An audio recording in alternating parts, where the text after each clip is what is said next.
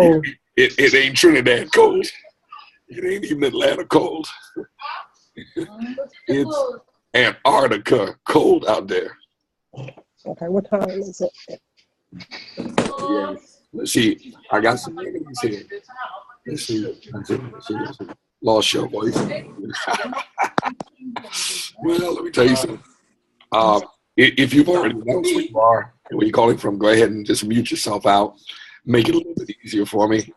I'm drinking ginger tea. I'm drinking some ginger tea. No, I ain't sick. This is straight up voice. But we got that ginger tea going on.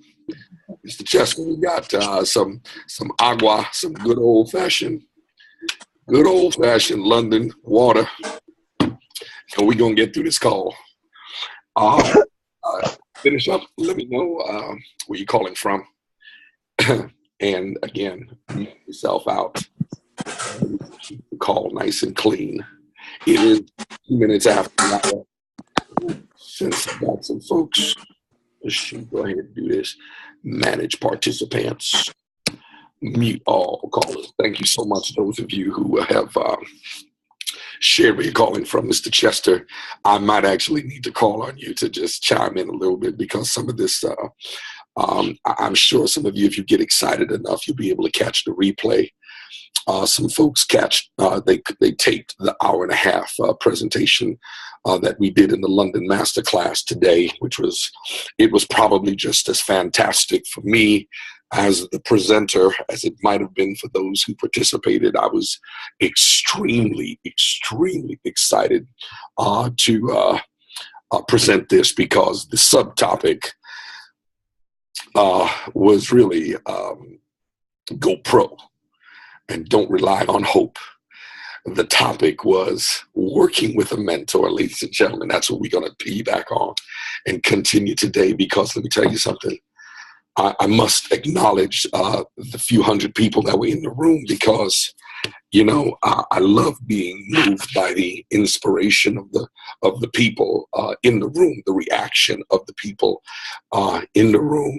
And I'm so delighted that, as I said at the top of my presentation, was that it's slightly different on a Sunday than it is on a Saturday. Saturday was all about creating the passion. Some of you may have heard me talk about in the past, the purpose, the passion, and then the power that comes from doing whatever it is that you do and love to do the most. And it was Saturday where for just a short period of time, we brought out all the passion of the nearly 1,000 people that was assembled. But for those who came back for the in-depth masterclass, it wasn't about anything else but to really get deep down into the soul of those who came ready to do some work, to get a transformation and become better for whatever it is they plan to do for the upcoming period of time. And ladies and gentlemen, it was absolutely fantastic. I could see the transformation. I could see the revelation. I could see it. And ladies and gentlemen, I just really want to talk a little bit about the working with a mentor because over the 35 years, and it is actually the 35th year, it is the 35th year that I've been involved. And I must clarify as it is important. I've been around this industry, and I have to say it that way. I've not been successful in this industry. I've not been active in this industry. I've not been anything but involved in this industry for 35 years because there's been periods of highs and lows. Oftentimes, I think back to the fact that maybe I was involved for just 1 year, but repeated it 25 times. And that represents at least 26 years of the 35. But it's been the greater part of the last decade that has been most impactful for me. And I strive as my mission and as my goal to assist each and every one of you that desires to be a pro, to go pro, to become a professional in network marketing. As you guys know, I love to say network marketing, relationship marketing, multi-level marketing, call it whatever you call it. I call it the greatest industry in the world. And that's because I've seen so many people's lives transformed. There are people on this call right now, people on this ZOOMcast whose lives have been transformed. There are people who have started out small, started out tinkering around the industry, only now to be now considered icons in the West Indies, icons in the world, icons as recognized for what their contribution has been. And it's an exciting thing to see, because for such a small contribution of or investment, but still contribution of resource, financial resource, people have done so many great things. But more so than what has happened to the individual, but the lives, the countless lives that have been touched. It's often very difficult to quantify the number of lives that have been touched from a single person rising up and going to that next level. And guys, I'm gonna need your input. So to help me out, I don't want to ask you if you can hear me. I don't want to necessarily challenge myself to see if you are hearing me. I'm just gonna encourage you, just communicate with me. I've got my phone right here so I can see your text messages. I can see your WhatsApp messages. I can actually see the inbox and the chat in the ZOOMcast. But this is really designed. Here it is, 2 o'clock in the morning. If you didn't know, it's 2 a.m. here in London. It's 2 a.m. here in London. And yes, we are here up at 2 a.m. drinking ginger tea and talking to you about impacting lives, because it is my mission. When I ask myself each and every day, what is my purpose? What is my mission? What is my goal? It's no longer just to make money, because we realize once you have the knowledge and the experience, making money in this industry becomes fairly simple. Now, I don't need a whoop whoop. I don't need a hallelujah. I don't need even an amen. You can just put a check mark or give me a thumbs up. Well, let me go on and see here. Let's go ahead and bring the gallery, because I always like to bring the gallery up every so often. Let's see who we're looking at, see who's looking back at me. There they are. I see a few people. I got a couple of thumbs up. Don't need the whoop whoop. I don't need it. But I'll tell you, I appreciate the fact that some lives not only have been changed because of this industry, but it does not yet appear what will become because of somebody on this line who might, for just a moment or an instance or an inkling, change their lives. Meaning, like the flight instructor or the flight commander on the airline will say that in the event of an emergency, the unlikely event of an emergency, should the cabin lose pressure, that the oxygen mask will drop down, and they say, put yours on first. Okay, put yours on first. And ladies and gentlemen, that's what this call is designed to do each and every day that we do it, each and every week that we tune in here to help you sharpen your axe, get better at what it is you are doing in this industry, to become more of a professional than you've ever thought of being in the past, and to get there faster.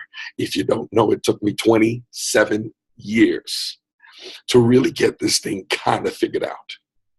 So I say this because very often, especially after an event like this weekend, we had just about 1,000 people on Saturday, a few hundred on Sunday, and you can just imagine how many people may have asked, Mr. Hartley, will you mentor me? Mr. Hartley, will you be my mentor? Mr. Hartley, will you, as they like to call me here, they don't even call me Mr. Hartley over here in London. I'm just good old Edward. Edward, will you mentor me? And I'm like, I don't know. I can only handle but a few. But the truth of it is that it's our goal. It's our desire to be able to help you short circuit and get to your destination much faster, so that you don't have to spend 27 years like I did, just kind of wandering and trying to figure it out. Okay, I've seen some of the faces. Let me go to screen. Let me go to the second screen. I only see some of y'all, some of the familiar faces. Go on, give him a tap on the shoulder, because you know I'm used to seeing you over there. Tap him on the shoulder. You know who I'm talking to. Go ahead. No, not tap him. Tap him on the shoulder. Thank you. Go ahead, tap him. He busy trying to tap her on the shoulder. No. I'm talking about. There you go. Thank you very much. Let's see who else we see over here. Yes, we see a few of my familiar friends. Thank you. Appreciate you. Let me tell you something. I ain't got no voice, but I still got a good spirit and a good sense of humor. It is cold. You want to hear how cold it is outside?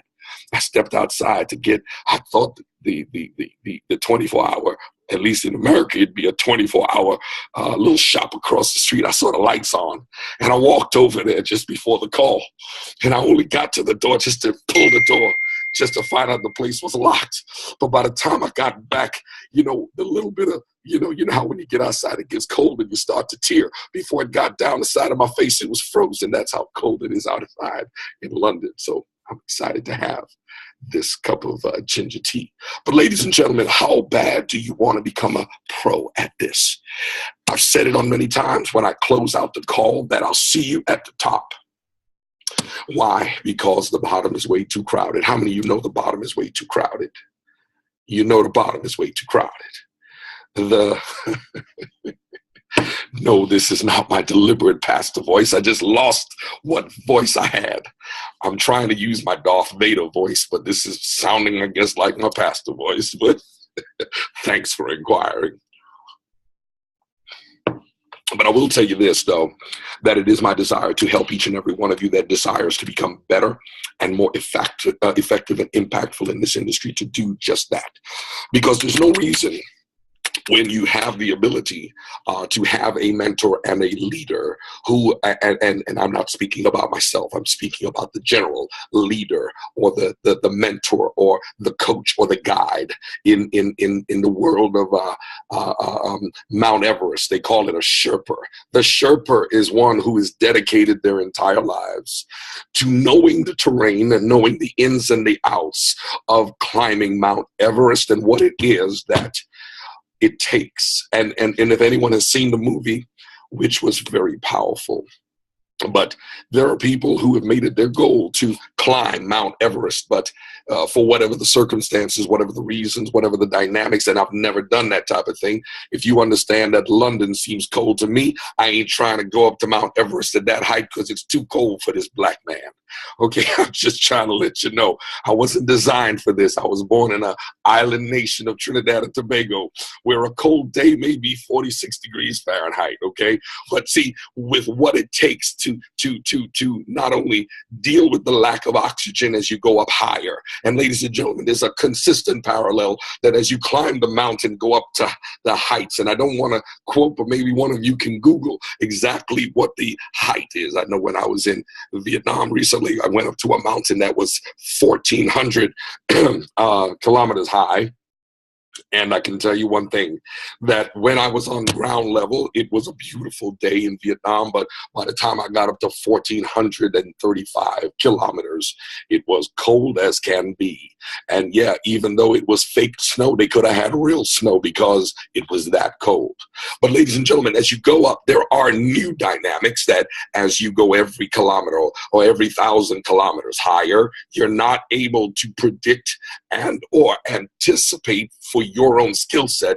Have you not been there before?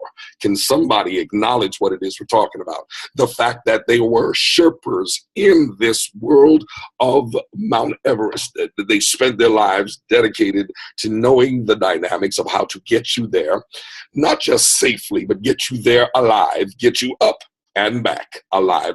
And the slightest miscalculation could mean that you go off the edge and die, plummet to your death, or that something might happen and you might get to the top of the mountain and become incapacitated, which would prohibit your ability to come back down the mountain, thus potentially resulting, if there's not the adequate rescue facility or access to you, that you can once again meet your perilous demise. But ladies and gentlemen, we're talking about network marketing, and in order to rise to that level, I know there are people like Mr. Gordon Stenheis and of course Mr. Anderson Chester and whomever else may have risen to that level can understand that it's a lot different as you go higher, and it's not as easy to traverse and to overcome the challenges that exist and that you encounter on an everyday basis without a guide, without a Sherpa. Ladies and gentlemen, don't try to do it by yourself, because it's not designed to be that way.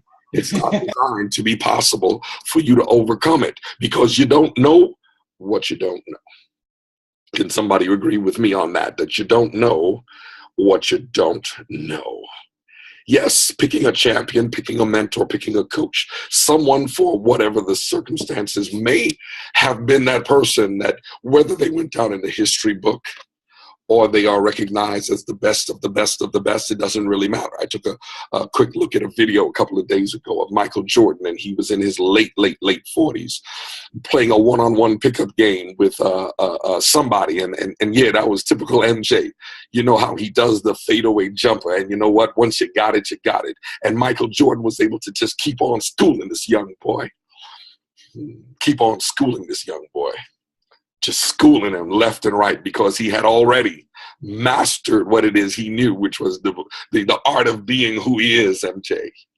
But whether you're MJ or you have been someone who was proficient enough in the game of basketball that you can lead and direct and guide somebody so that they can have a tremendous amount of success, it really doesn't matter. You see, tonight we're talking about needing a mentor, and I want to really dig you down deep into it because there are some that may say, of course I need a mentor, of course I need a mentor.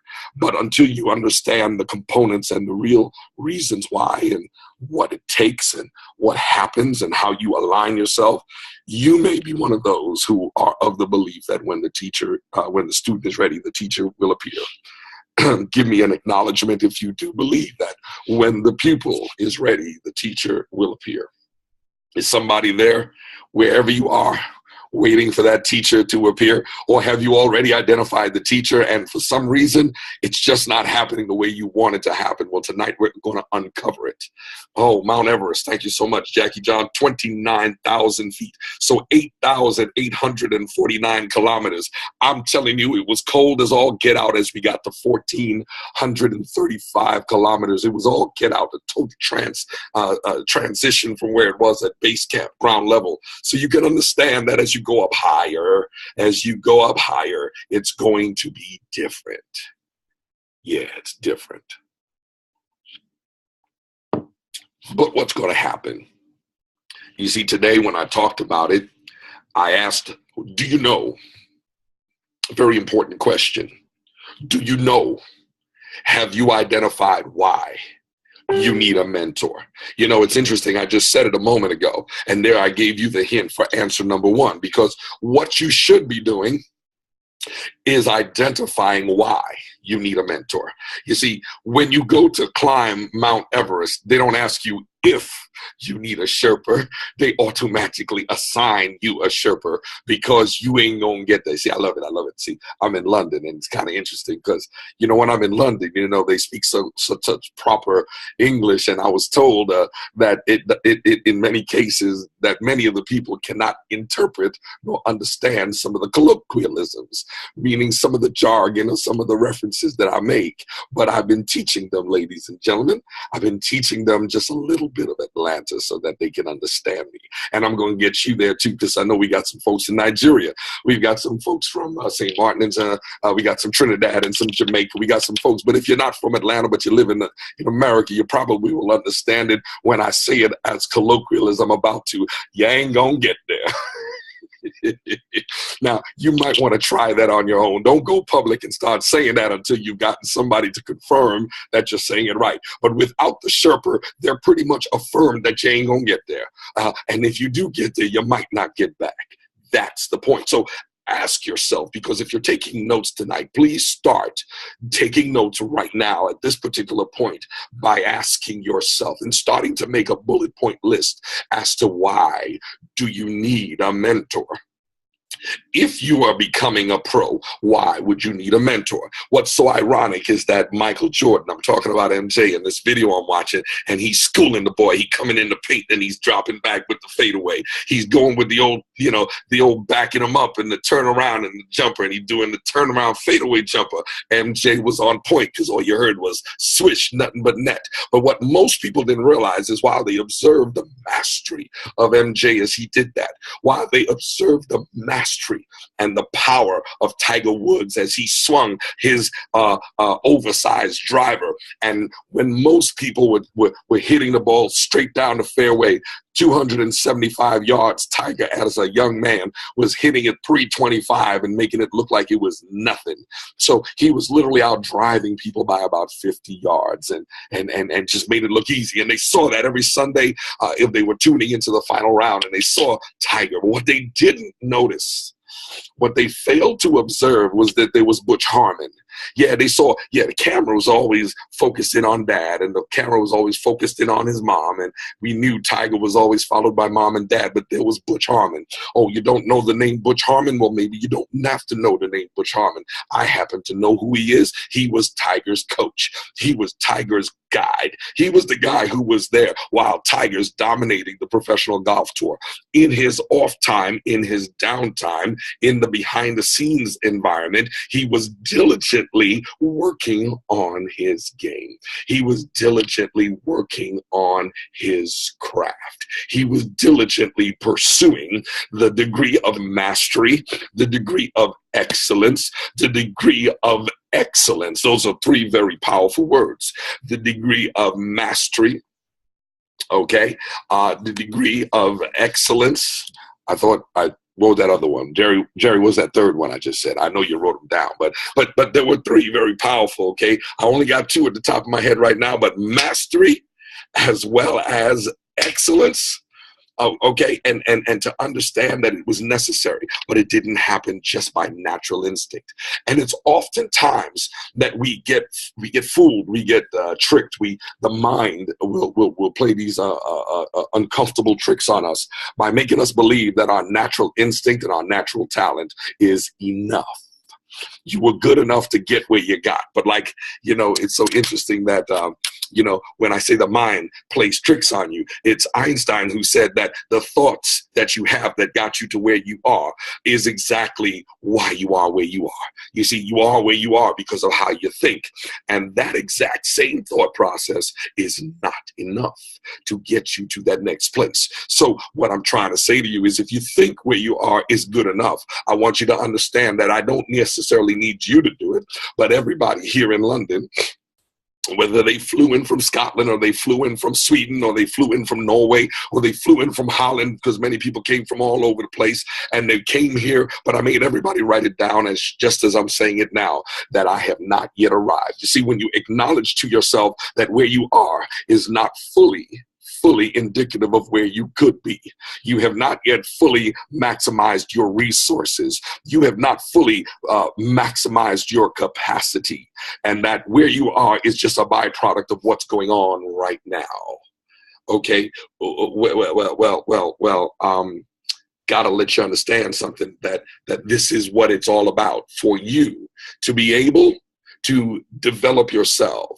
But you see, the interesting thing is that the ego, just like the survival mechanism of the body, there's a survival instinct that allows, the survival instinct that exists within you, that will not allow you to naturally, consciously allow yourself to perish. You see, if you were in a situation and I asked you very simply to hold your breath until you die, you will not be able to do it, because the mind will say, no, the most important thing is self-preservation. Well, if you look it up, what you'll realize is that self-preservation is also synonymous with comfort zone, and that the comfort zone that you live in and that you exist in is one for self-preservation and for existence. So creating the comfort zone is to allow you to have that existence that is very natural and simple. And what that means is that where you are is where you are by design. It ain't accidental. Your circumstances are not there. It has something to do with how you think. It has something to do with how your mindset is structured and how it's wired. That no one on the outside, not me, not anyone else, but you from the inside are the only ones who will be able to rewire and or rechannel the thoughts to get you to that next place. No matter what I see, no matter what I think, your thoughts are just as they are. They are your thoughts. And as Einstein said, your thoughts have you exactly where you are in the circumstances and the conditions for which you are in. And only when there is a change, only when you challenge the comfort zone. You see, when you have the word challenge, you will derive the word change. You cannot have the word change without having the components of the word challenge. And anytime there is a change, will be a challenge as well. They are interchangeable and synonymous. Ladies and gentlemen, recognize this. There is another hint as to why you need a mentor. Because if you've been trying to do it yourself, but you've been stuck at point zero for how long, it's not a byproduct that you're not willing to change, but maybe it's because the same mechanism that forces you back into the comfort zone is the same mechanism that has you thinking, I'm okay. I'm okay. Yes, I'm okay. Matter of fact, you know why you're okay? Let me go ahead and change the view, because I love to look at your faces when I say this thing. Let me tell you why you're okay. Because look at those beautiful faces. Some of you, hey, fix your face, my man. I want you to let your face know that you're happy, because right now your face don't look like you're happy. You got you got that scowl on your face. You see, you got to already change that, because you're okay. But look at how your face looks. You see? Some of y'all ain't gonna laugh at me because you don't know if I'm talking to you or not. You see, but the thing of it is, even the person who I am talking to might not recognize that it's them that needs to change their face, because they have not yet said, I'm not okay, because he can't be talking about me because I'm okay. Which one of you is it? I'll never tell. But you see, it's the mind who says he can't be talking about me. So why do I need to make any adaptation or any adjustment or any change? Because what? I'm okay. Somebody go ahead and say that. I'm okay. Go ahead and say it. I'm okay. No, you're not okay. Because if you were okay, you wouldn't be striving for more. You wouldn't be telling yourself, I need more. I need to be at a whole nother level. But it's the ego. Yes, it is the ego. It's the ego. Would you believe it's the ego that keeps saying I'm okay? Yeah, I know why you know that, Maria Moore, because you've been reading it in The Secrets of the Millionaire Mind, because T. Harv Eckert's been telling us that all through them wealth files, the difference between wealthy people and the difference between poor people, it has everything to do with how they think, and eliminating and erasing those wealth files that are fractured. Let's just call it fractured. I know it's still Sunday over where you are, so I ain't gonna cuss, because you know I don't cuss on Sundays. I might even give you a scripture or two, but I won't. Even though it's Monday here in London, I'm gonna respect the fact that it's still Sunday for some of you. But some of those files may be fractured. You go ahead, it kind of sounds like what I want to say. It's kind of fractured. or maybe it's fractured up. You know what I'm trying to say to you. But until you acknowledge and or recognize. Yeah, I know. Man loses his voice and all of a sudden, what's going on with him? He done lost his mind while he did it. But you see the fractured wealth files. Okay. Yeah, I know. I got some people in Central Time, so go and get yourself. Yeah, I know. Bishop Jakes ain't gonna be happy with me if I start cussing and it's still Sunday in Dallas. But ladies and gentlemen, let me let you understand that the fact of the matter is, with those fractured wealth files and those fractured thought processes, you're not gonna stop and say, it's me. It's me that's standing in the need of repair. I know you was in church today and they were singing that song. Maybe they sang it as they were, going through the offering. It's me, oh Lord, standing in the need of. Go ahead and change the word to repair. You need some prayer too, but you need to repair because something is fractured. And I say this not because I'm preaching to you. No, I stand here. I sit here before you, letting you know that I spent the greater part of 3 decades fractured and never even realizing how fractured I was professionally, personally, emotionally, and a few other aspects of who my being was. You see, so why do you need a mentor? If you've been listening to me at all for what I've been talking about, you need a mentor because somebody's got to be able to tell you where you're going wrong. even when you don't want to hear it, even when you're in denial. I told them today, they didn't get this joke because they may not have heard this before, but I told them most people don't want to cross that river called denial. You see, when you're telling yourself, I'm good, no, I'm good, I'm good, I'm good.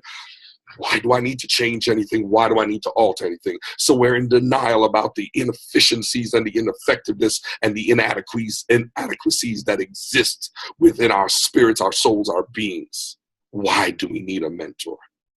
As a matter of fact, you don't just need a mentor, you need mentors in various facets of your life if you really want to break it down and understand it, because there is no one mentor that will satisfy the entire gamut of what's needed inside your life. Why? I know, because effectively I was very successful with the business mentor I had outside of network marketing. And though I was effective in various areas of my life, I had never achieved the level of success that was destined to be my future. It was my destiny to be something greater than what I had become over the greater part of 3 decades. Do you think that as a young boy, I thought I would be where I am today? No, this was not what I had established, but thank goodness there was a predestined scenario. There was a writing somewhere that already had it figured out that I was supposed to go through the process of the good and the bad, the choices, the ups, the downs, to end up exactly where I am seated tonight. And that being the case, each and every one of you are where you're supposed to be, hearing this very, very same message. What will you do with it? I don't know. Why? Because you might have heard it before, but maybe that person who said it to you was that person that has not penetrated the level of respect and or trust and or positioning to allow or to be allowed to make those variances within your particular situation. And you must acknowledge it. You see, while I am mentor to many, I am not mentor to all. And I do not take that as liberty, that just because I mentor these guys over here, that I can walk over and tell these guys over there something, even though I already know. Because the mentor relationship, that relationship that allows people to literally be moved and or impacted, is one that is not to be taken lightly. So the question still is, and I'm hoping that while you're listening to me, you're making some notes, because if by now, for the length of time that I've been on this simple one question, you could have and maybe should have listed at least 10 reasons why. Reasons why you need a mentor. Let me tell you something. By the time I found my mentor, I had already had 14 reasons that I could iterate. I could stand up and pronounce, and I could literally do a presentation on all the reasons why I needed a mentor and how important it was to me. So the first question is, why do you need a mentor? And you should have bullet point after bullet point after bullet point after bullet point after bullet point after bullet point after bullet point. After what? After what?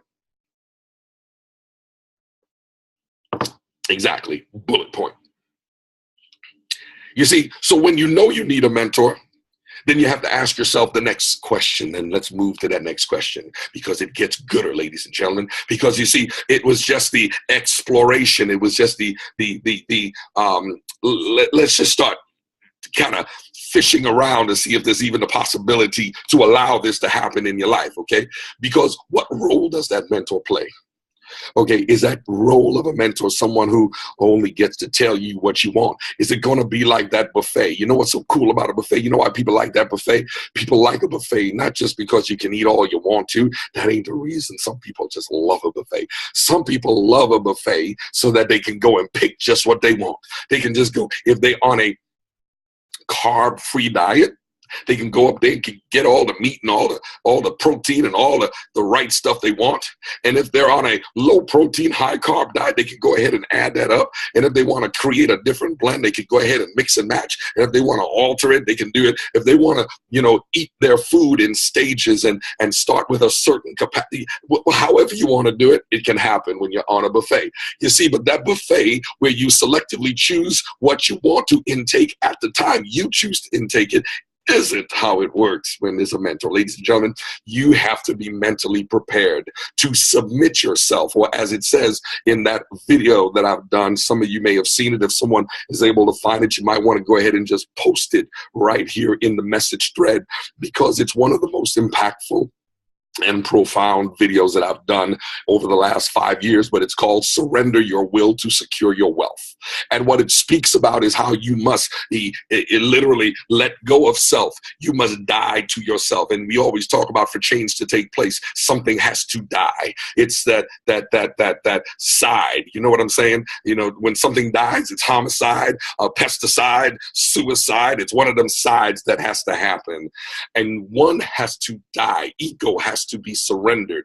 Ego has to be willing to be diminished so that other things can be enhanced. And that's the real key. And most of us, if you know what I'm talking about, is we're not really keen on that, because for whatever that exists within our pride level, we're not willing to surrender that. And if we are willing to surrender it, we're very selective as to who we surrender it to. And we're very selective as to how long we will surrender it for. I don't know if anybody knows what I'm talking about here, because the inboxes are very quiet here. So let me go ahead and use this moment.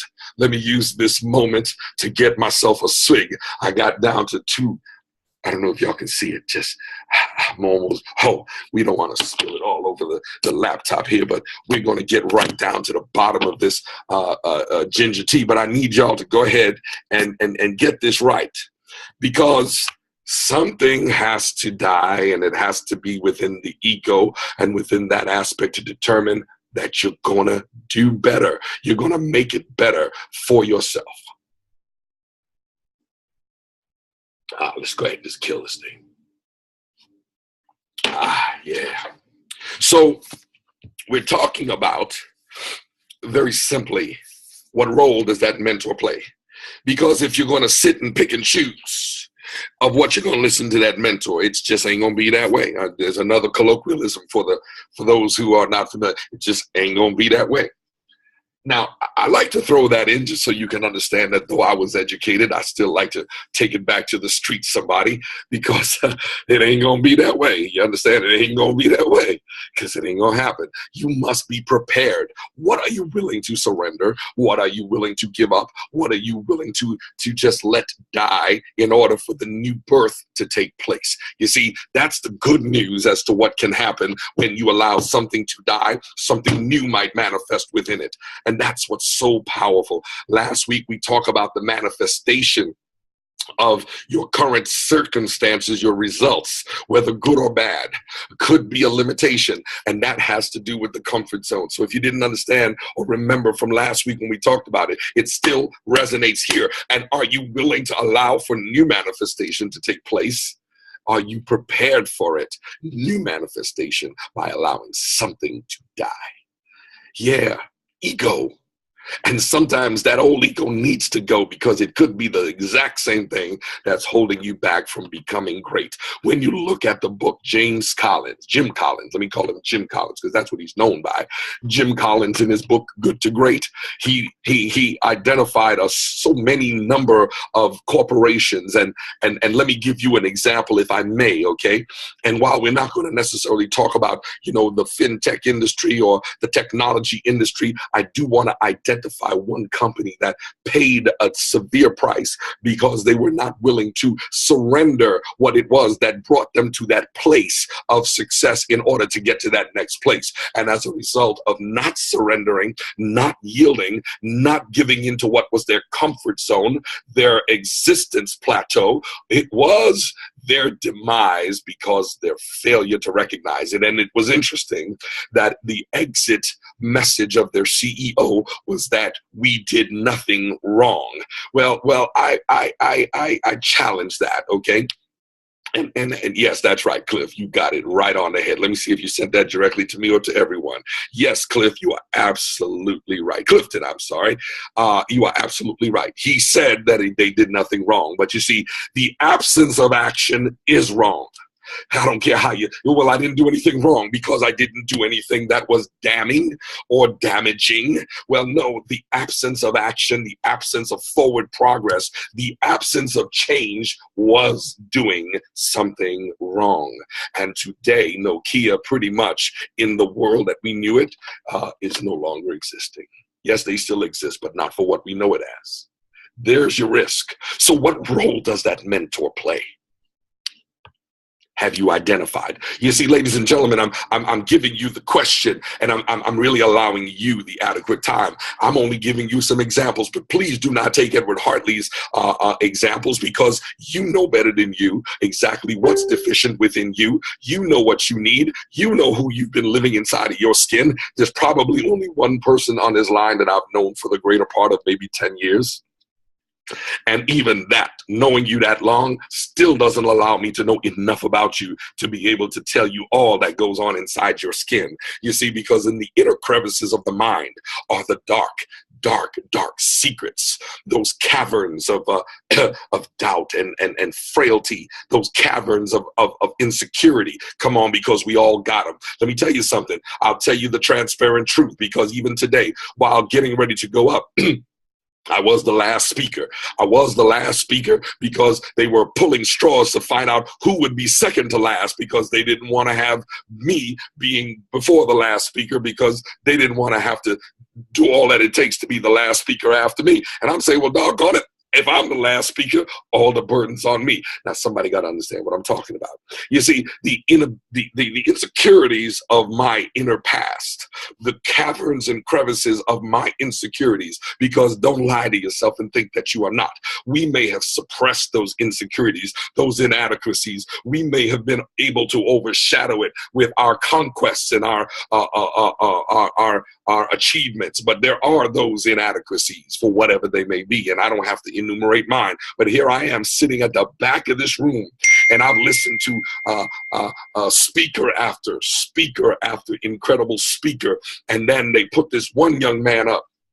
And when, before we took the break, they said, well, we're going to take a half-hour break, and then right after the break, we're going to bring you up, and you're going to go ahead. And I'm like, okay, I'm good. I'm ready. I got this. I can handle this. And then as we come back, and I'm expecting, for the session to resume, I get the news that, no, we're going to let this other speaker go up, and he's going to get 15 minutes before you. And let me just say, he is one of the most powerful speakers that exist here that I've heard in all of London. Yes, he's talented, and he's all of 23 years old, but he has the ability to capture an audience, and his facts and his communication and his style was so dynamic. And he got up on stage and says, I don't know why it was me that got the last straw to be able to come up before Edward Hartley. And I'm sitting back there and saying, I don't know why I got to come up after Zane Khan. Because the reality of it is they had all spoken so perfectly. Their presentations were so powerful. Their expressions of what was necessary to move the market to the next level was enumerated one right after the other. And as I listened attentively to each one of the speakers, each one getting better and better and better, I could not figure out what it was that I could say yet that might even be impactful for the general body. But you see, because I had a mentor who helped me to understand that having those inadequacies and those insecurities just like he had them. You see, he didn't tell the world what his inadequacies and his inadequacies and his insecurities were, but he told some of his closest confidants. So while I'm sitting at the back there, I'm just like him. I'm going through the whole thing with the butterflies and the nervousness and what am I going to talk about? And will I remember to talk about this? And will I remember to pull this up? And will I remember to, and am I thinking too fast? And all of that's going on.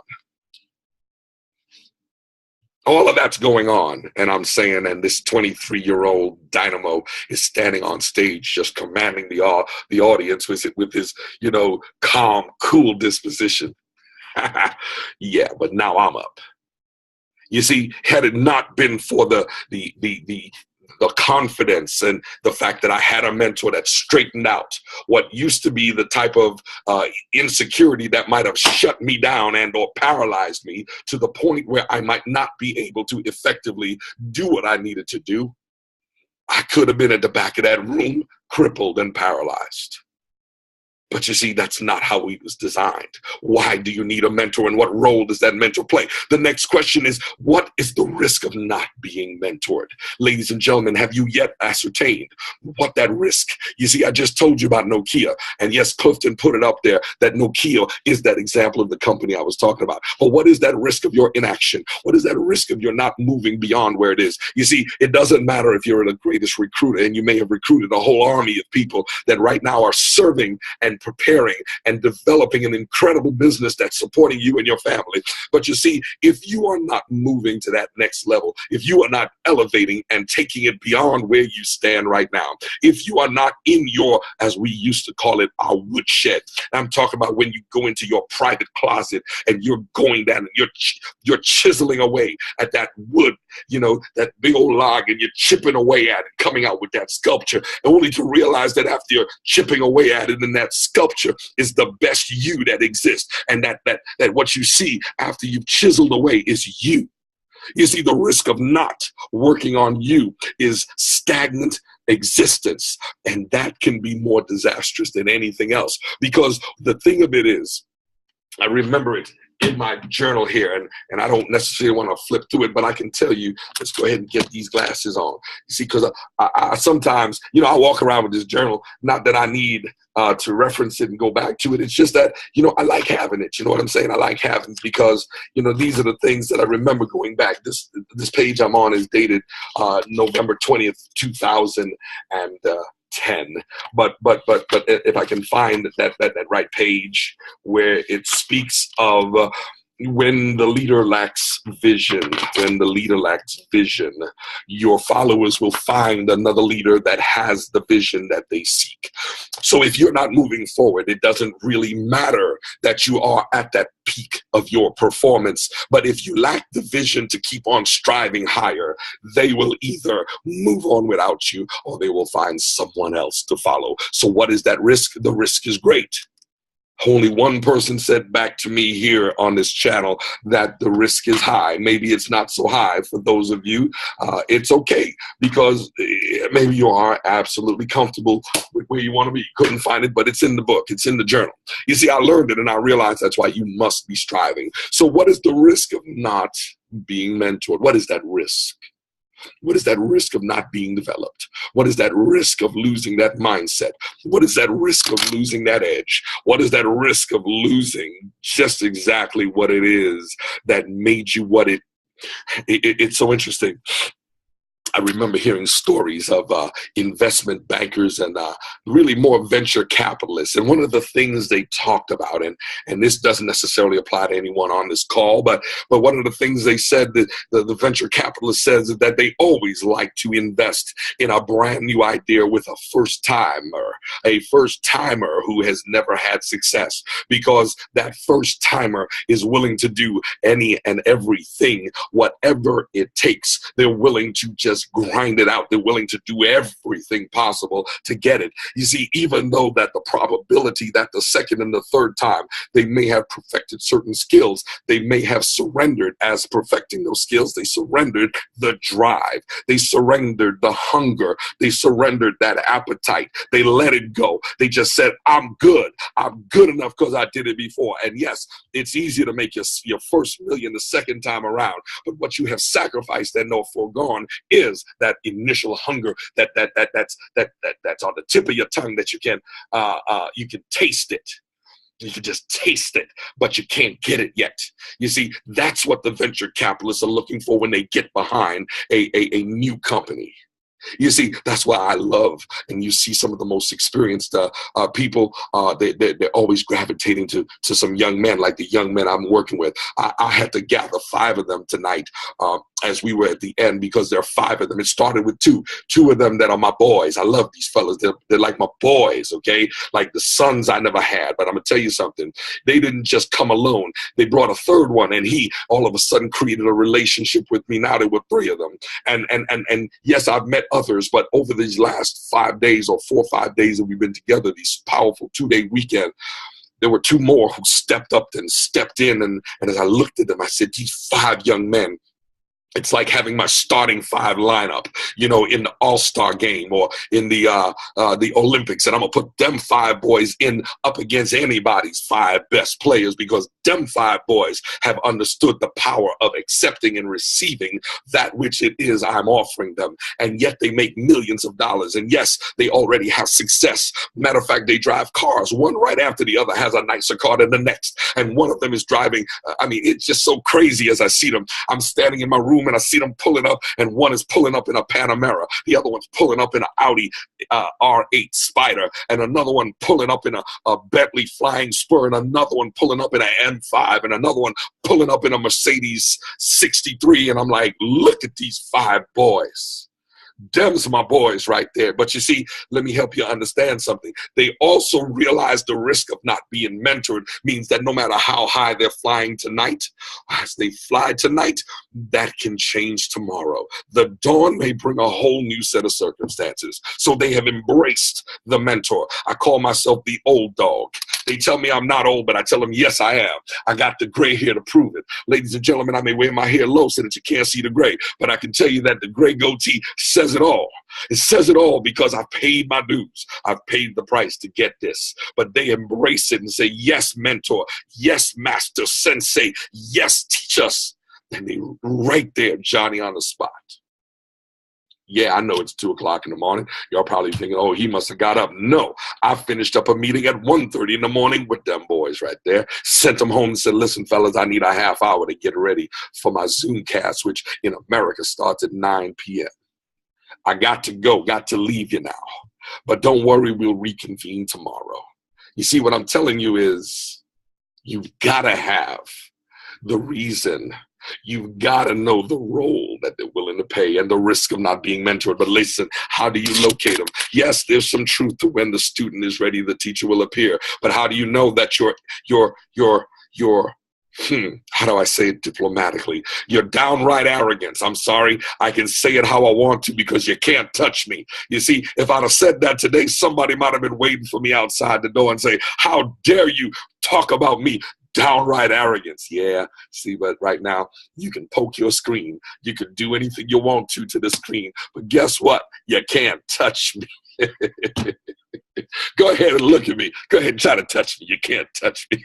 So your downright arrogance has prevented you from making the transition that'll make you the greatest you that you have yet to ever see. I see you reaching for your camera. Don't you dare try to touch the camera. I saw your hand move. Oh, you weren't reaching for me? You were grabbing your water? I understand. Don't think I'm nervous. You don't have me scared.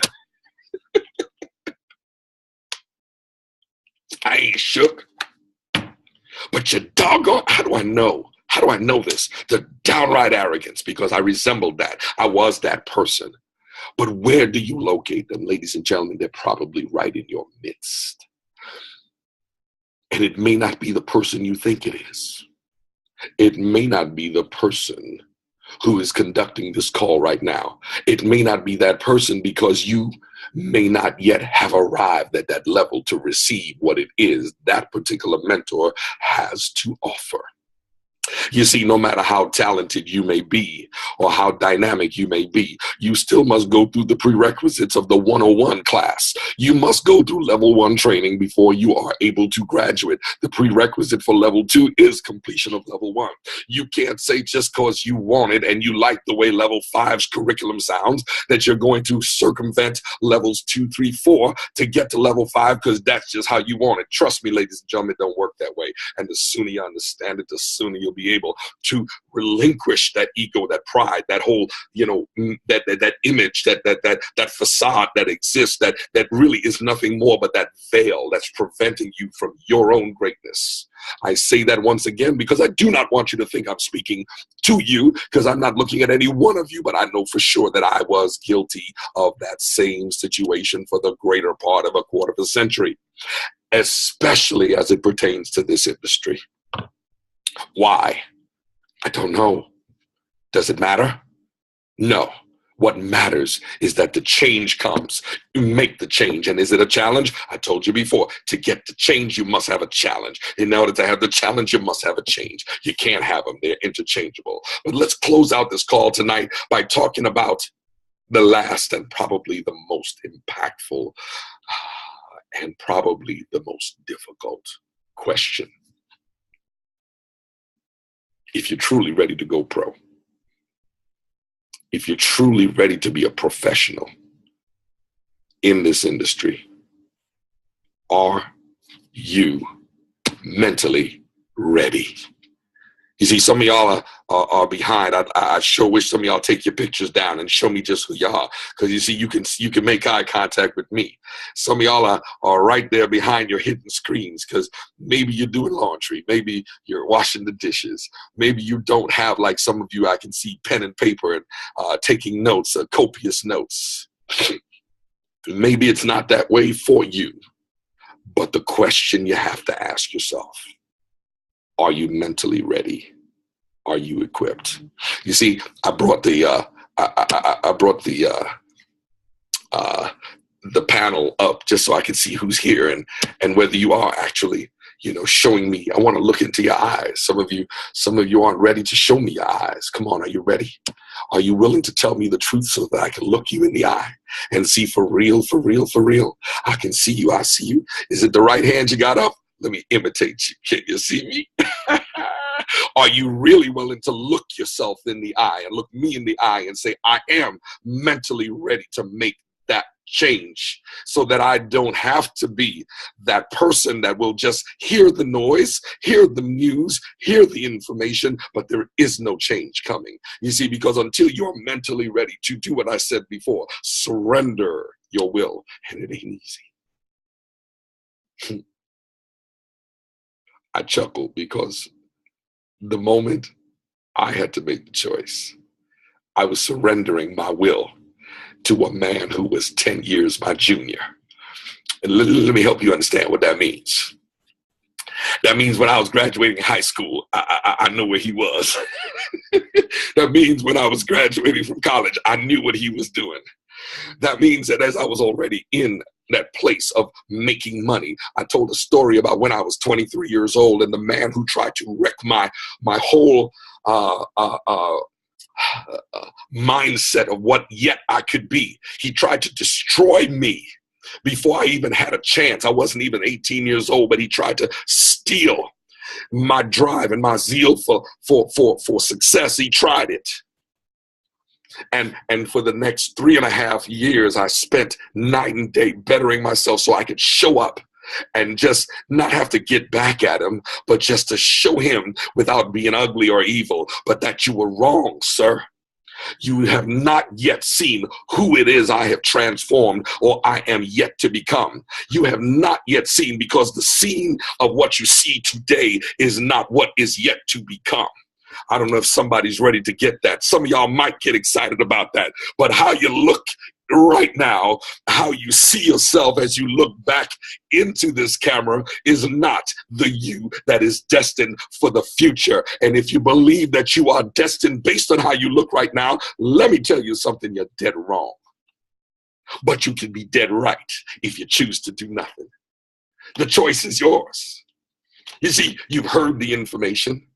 You've heard me tell it to you, even with my raspy, tore up voice. I'm gonna hope that it don't get as cold as they said it's gonna be here in London this week. And I hope that as I fly out and head to the next city, which is, I'm being asked to stop at another city that's almost as cold, and I'm trying to tell them, no, I'm about to ready to go to this place where it's warmer. But as I've told you, I've strained my voice. Let me tell you, can you hear me? Can you hear me whispering to you? Can you hear me talking to you?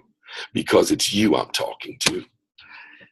I'm staying here right in the midst because I wanted to see if some of you were willing to take your pictures down and look me in the eye. Make eye contact with me and let me know that, yes, I'm mentally ready. Yes, I'm ready to let the suicide, the homicide, the genocide, all the pesticides, all the stuff that kills, you let the side exist in you so that your whoever you are today will no longer exist, so that the you that is destined to come out tomorrow will rise up and the best you that has ever existed. Oh, it's all right. It's all right. Because, you see, you don't have to believe me. Because I walked in these shoes. I walked in this skin.